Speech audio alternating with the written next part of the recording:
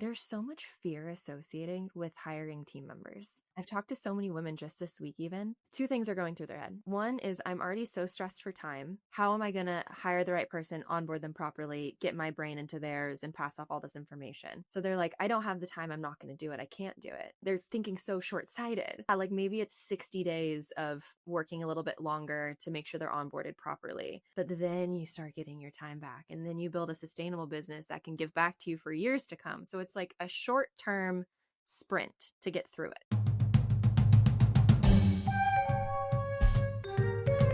She just sold her company.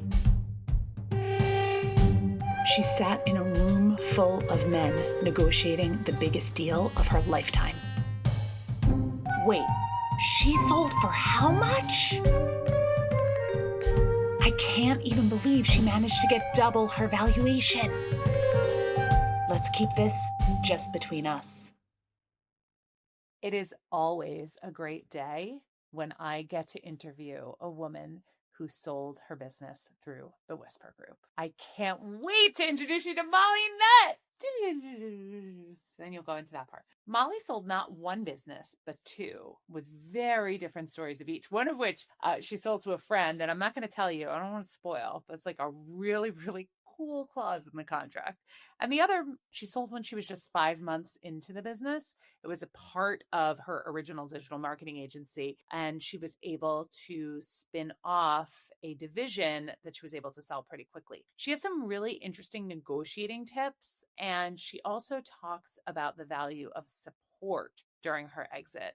I am so excited to have her on the show. She was a pleasure to work with, and we were so lucky to be able to help her get through to the end. And I just can't wait for you to hear her story. Here's Molly. Molly, welcome to the show. Thank you, Carrie. I'm so happy to be here. I'm so excited to have you here. And, you know, I'm very excited that now you can call yourself like a multi-exited founder. Yeah, that wasn't on my 2025 bingo card. That's I mean, and it was, am I crazy? Was it all in 1 year? Both of those businesses sold? Yep, one in February and one in April. So it was Oh, a busy God. early start to the year. All right. So let's get right into it, okay? Let's start with CEO Society. Tell us about like the start of that and how you came to decide that it was time to exit. So the CEO Society was honestly a happy accident of a business. I had a friend who started a networking community in the Seattle area, and then her and her boyfriend at the time were moving into a different country. And so she was like, hey, I started this thing. It's really small right now. There was 8 members at the time. She was like, I don't want to just have it disappear. Like, do you want to just take it over? So it's kind of just a handoff. And she passed it to me and someone else. So we took it over. We started growing it. We rebranded it. We called it the CEO Society and started it in early 2023. And it took off. We spent like 2 years scaling it and growing it. My original co-founder decided to step away because she moved somewhere else last year. So I was running it solo. I was trying to grow it. It was growing like crazy, just incredible women in the Seattle area coming to network in person. So it was just really special, especially post-COVID, like everyone was craving community and connection. And then I, of course, had my agency. So I was strapped for time. I was busy. And then my fiance and I decided to move from Seattle. So we're now about an hour and a half from the city. So I was like, gosh, this community can just be something so special and so big. And I don't have the time and energy to give to it. But my like business bestie lived in the area, and she was like, hey, have you like, would you think about, and can I help you with this? And so we decided to, pass the baton to her. And so we sold it. It was a formal business transaction, doing business with a friend. It worked out beautifully. It's still working out beautifully. And she's scaled it to 100 members now. Wow. Yeah. So how do you navigate business transaction discussions with a friend? Like I can see this whole thing, like you build this community and it's great and it's fun and it's wonderful. And it's, something you do on the side while you're running your agency. Yeah. And then you're going to say, okay, I'm moving. It's going to a friend. How do you discuss the financials part and navigate that easily? Yeah. Well, we had a friendship clause in the contract. What do you mean? It was essentially like, not allowed to be an asshole. Friendship comes first. If there's any like weird feelings, if there's anything weird that's going on, we have to talk about it and make sure friendship comes first. So that was really cute. Like formally in the contract. It was formally in the contract, yeah. But we really just tried to position the handoff as mutually beneficial for the both of us. Were there any things you disagreed on at all? Did you disagree and like work out? Honestly, no. I mean, I came to the table being like, this is what I think it's worth. This Yeah. is what, like, it's extremely profitable already. I have all the systems in place. All you have to do is put fuel on the fire. And she was super excited about it. So we set it up so she would be profitable after paying me back. We did seller financing with zero interest. Totally. And so she's profitable after about 8 months of paying me off. So wow. Okay. So CEO Society, you move. And during this time, by the way, tell us a little bit about Acorn, because you're running Acorn during that entire time. Yes. So I viewed CEO Society really as like, this is my heart. I love pouring into other founders. It lights me up. It brings me so much joy. But I knew it was never going to be like my full-time business because I have Acorn. So during that time when I was scaling CEO Society and we grew it to 75 members before I passed it off, like it was so special. But Acorn was also growing like crazy. So I'll give a little bit of context and backstory to who we serve, because that's going to be important when we talk about the sale.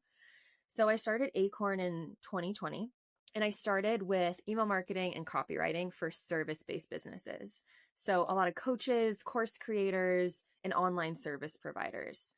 And in like 2022, I started working with email marketing for e-commerce brands, kind of on accident again. I had a friend that was like, hey, huh? That's different than Oh, service. it's And so selling different. product. Mm-hmm. So different. Different email marketing platforms and tech stacks, different founder goals, different budgets, different team that I had to build because we needed graphic designers and direct response copywriters and tech stack integrators. Like it was a different business. So for a while, it was 2022, 2023, and then into early 2024 that I was essentially building two teams under Acorn with two different service offerings, one for service providers, one for ecom. And I went on a business retreat actually with a group of founders, and this was in April of 2024, and I was like, you guys, I can't keep doing this. Like, not only am I strapped for time, but I feel like my attention's split. I go to networking events and they're like, what do you do? And I ramble off two different complete audiences, two different complete services. The water was getting muddled. And so someone there gave me the suggestion of, why don't you just create a second brand? And the second brand became Oaks Email Studio that I launched in September of 2024. That was Acorn and Oaks. It's not lost on me. That's smart branding. Thank you. And so Oaks became the home for all of our email marketing service for e-com business owners. And so when I decided to split the brands, it was with the intention that like, okay, I'm going to do it differently this time with Oaks. I'm not going to make it a personal brand. I'm going to position myself as a CEO, build the team, and sell the team and what the team can do, not what I can do. Because I was like, one day down the road, this could be sellable. I'm investing a ton of money on the website and branding. It looks awesome. I'm investing in the systems and the structures. It all works seamlessly. I'm investing in the team. They're working great together. I was like, I'm going to do this differently. And then the universe was like, surprise. You want to sell sooner? And so then we can talk about the sell story. But all this was happening at the same time of CEO Society. Okay. So I have a couple of thoughts that I just want to share. I don't even know if it's a question, but I think this is an important thing to point out. I talk a lot about diverse. Is your revenue diverse? Yeah. Like, do you have diversification of revenue? Yeah. And a lot of times a founder, especially the way we're built, thinks like, okay, I'm going to launch this new part and this new, and they get excited when I say that. But diversification often just means like, don't have one client that takes up all of your revenue and your client concentration. Yeah. The exact experience that you had, which was I'm doing everything for everyone and feeling like totally pulled apart at the seams, is what happens when we take on way too much in that way. And so the foresight that you had to divide the two really, really was and it sounds like it proved to be a pretty smart move. When you did it, and you thought about like, okay, I'm going to split this. Did you incubate it out of Acorn and have it be a brand underneath Acorn, or did you separate it out? And how did that impact you when it came to sell then? Yes. So I had a short-term goal of this is just going to be its own brand for marketing purposes. Yep. And the team kind of knew what bucket they fell under. But Yep. internally, we were operating under essentially having two divisions under Acorn, Mm-hmm. the Acorn division and the Oaks division, but it was all under one LLC. We had a DBA, that was it. And all of the money was going through one LLC. So that was my 2025 goal of like, okay, September to January, we're launching the new brand. We'll get it Yep. out to the world. We'll start, and then I'll start detangling the finances of it Yep. and the contracts of it. Yep. So that was going to be a 2025 goal. But what happened? Someone ended up asking to buy it. How did that come about? Tell me the story, Molly. So it was, I think, late January of 2025, and a gentleman from a networking group that I was a part of. I was interviewed by him on a podcast in summer of 2024, so he knew of me. He reached out to me on Slack and was like, "Hey, can we set up a call?" And I just had like this gut feeling. I was like, I feel like he's going to want to buy Oaks. I don't know why. He owns an ads agency. And there was a lot of conversation at a retreat that I went on, part of that same community he was a part of, about how a lot of ads agencies were looking to acquire email agencies in the e-com space for being able to like cross-sell services. So that seed was kind of planted in like the summertime for me of like, oh, maybe ads agencies would be interested in buying my agency. So when he reached out, I was like, oh, wonder what this is about. And then we had the call, and it was in early February, and he was like, have you ever thought of selling? And I was like, yes, I have thought of it. Absolutely. Let's start a conversation. And it transpired pretty quickly from there. When you were approached and you had this buyer come to you, and of course it's very, very flattering and exciting. Mm-hmm. Did you just like know in your gut that it was the right one? Did you think about going out to other people? Like how did you weight that, especially with the timing? Because it was earlier than you originally thought. Yeah. I had one conversation in 2024 with another gentleman who was interested. And he gave me the guidance at the time of like, spend some more time, separate the brands. This was also part of like why I separated the brands. Because when I talked to him, I didn't launch Oaks yet. So he was like, keep doing what you're doing. You're doing great things. He was really a kind mentor in that regard. And so when the buyer reached out in early 2025, I really just wanted to strike while the iron was hot. I was like, sure, I could go to market. Sure, I could try to get other people to be interested and to sell. But I just had a good feeling about it. And I tend to follow my intuition on these things. Mm-hmm. So I just continued the conversation, and, we kept it pretty casual the first month, kind of like, well, what do you think? What do you think? What would you do? What would you do? And that's when I reached out to you guys for consulting and support. Cause I was like, I don't know what to ask for. But we kept it pretty casual and was just like, let's see if this makes sense for the two of us and it can be mutually beneficial. And we made it happen from there. I think it's such an important part of this story because you could have said, and even when you reached out to us, you could have been like, I want to find 5 other buyers. Yeah. And I want to start a bidding war and I want to do it. And like, you could have, but you might have lost the one that you felt really good about. Mm-hmm. And going with that gut, I tend to differ, I guess, from a lot of people sometimes. I just think if something works and if it's not broken and you feel good about it and it feels right, why not? Like, really, I don't know. I've never gone wrong trusting my gut. So I love hearing that from you. Now, this negotiation, however, was a little more intense than one might have been with your friend when you're talking about CEO Society. There's no friendship clause in this agreement. So talk to me about some of the challenges that you ran into and things that you, looking back, like were like real like tougher moments or things you would want others to look out for. Yeah. So the few things that went well where we had a great team. So there was no concern with that. We had even worried about it being you. Correct. You had separated enough. Okay, yes. Good. There was a tiny bit of that with a few clients that I was still holding hands with a little bit, but client retention post-sale has been phenomenal. So that's been really cool to see. Right. The team's been great. The systems and SOPs that I developed throughout the time was also a big selling point of like, here's your operating system to run this business. Great. Hand it over. Also, the contracts were an easy transition. There was no like clause in the contract that they couldn't be sold. So that was good. The biggest sticking point and what caused me the most headache were detangling the finances Yep. from the income that we were having from Acorn and the income that we were having from Oaks. And also, since Oaks was such a new brand, looking back on historical data of revenue from the Oaks brand, it was tricky to figure out what the actual value was of the company. So there was some risk involved from his side of like, okay, I'm investing in a company that technically is only like, what, 5 months old? Right. Technically, even though the Right. services have existed for so long. Right. So that was a risk on his side. And I think that definitely impacted the sale price. Also, from when I launched the brand in September to when we started negotiating in February, it was just an upward trajectory. We were signing clients left and right. We were booming. I was hiring new people every single month. We were growing like crazy.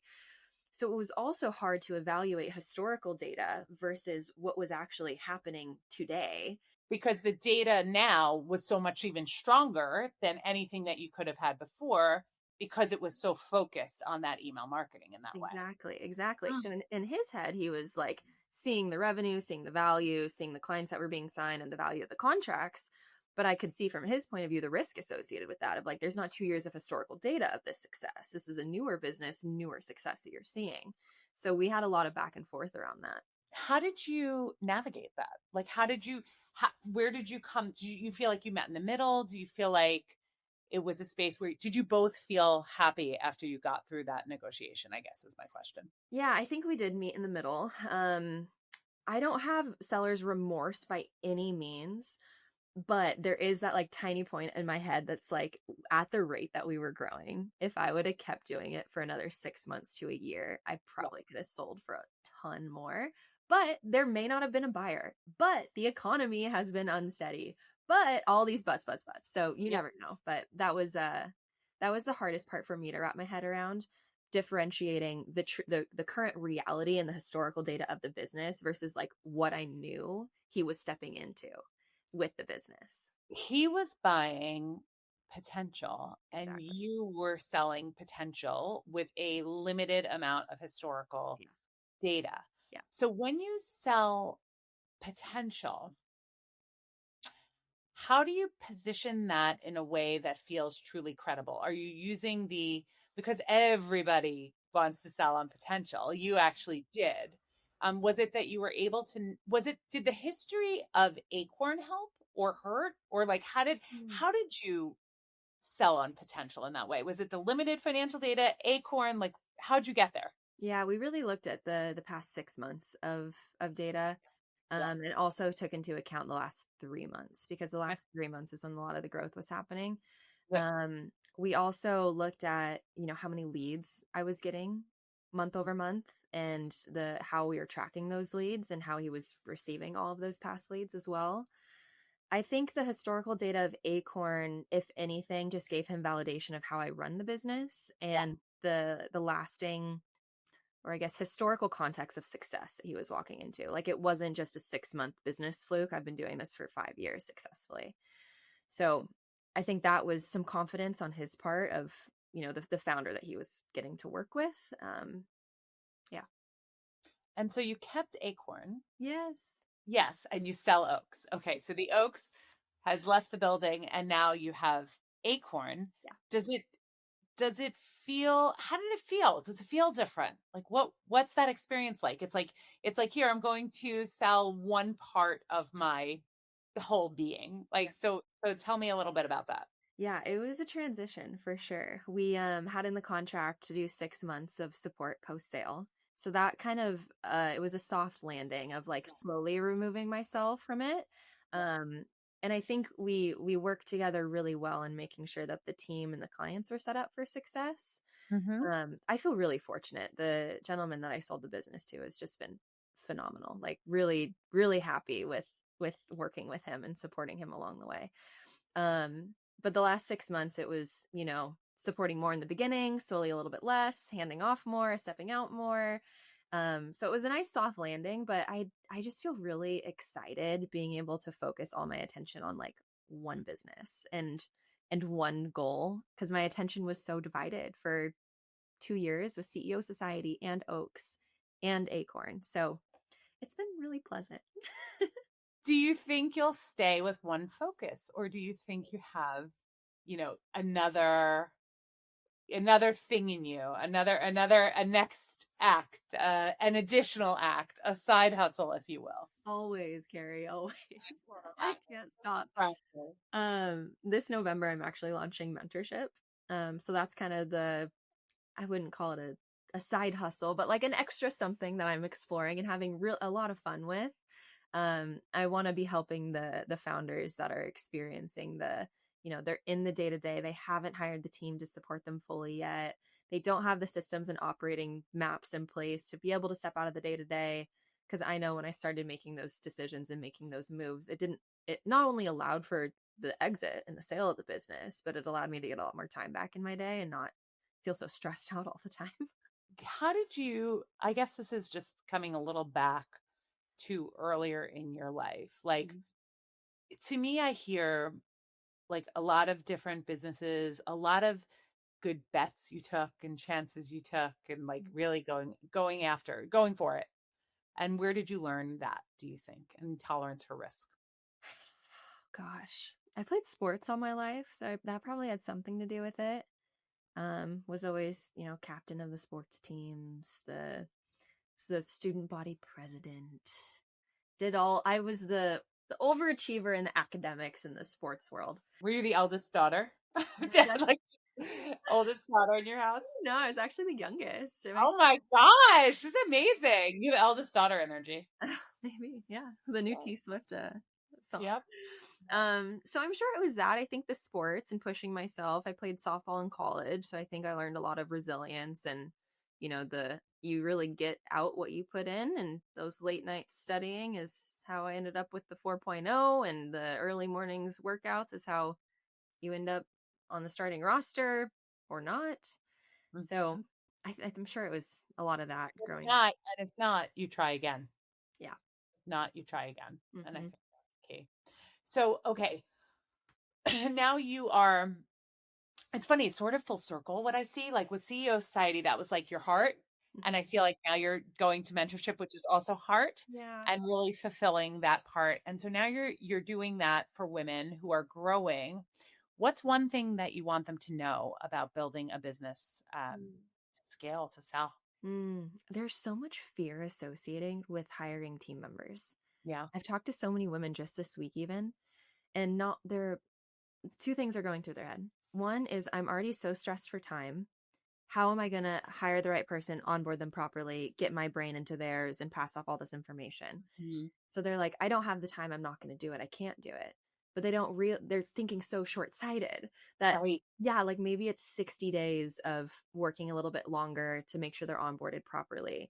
But then you start getting your time back, and then you build a sustainable business that can give back to you for years to come. So it's like a short-term sprint to get through it.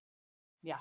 I mean, listen, I've been doing this so many years now. I feel like an old lady, but I still sometimes struggle with making the time to invest in the right hire, and then like really vetting that hire to make sure that they're going to be successful when they come on board. When you hit the right hire, there's nothing better in the world. Like it's the best feeling. I just hired someone recently, and I text my business partner all the time, and I'm like, this was the best hire, because it changes everything. It really, really does. Yeah. And so especially in a people business or services based business. It's so true.